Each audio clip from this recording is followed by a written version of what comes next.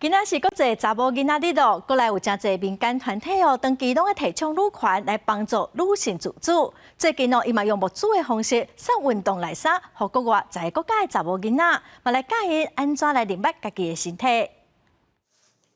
10月11国际查某囡仔日，立法委员林静怡参侪团体召开记者会，其中有一项听查某囡仔公益计划，发起人伫过去一冬内透过募资到印度、巴西、柬埔寨等10个国家，向当地查某囡仔进行卫生教育，互因更加了解家己的身体，嘛互因一领适合家己的运动内衫，鼓励因自行做运动。这查某囡仔嘛，因为这个机缘认捌台湾。女性乳房在运动的时候导致的不便跟不适，虽然非常直接的影响选择及受教权，不过在国内或是国外都很少被提及。另外，台湾运动好事协会表示，伫 AIT 美国国务院等单位协助之下，每年5月伫台北大学也会举办国际性的运动性别平等交流国际论坛，用台湾侪性别平等的经验来参各国交流做外交。美国以及世界各国的这些女性运动的领袖们看见台湾在性平的部分在亚太区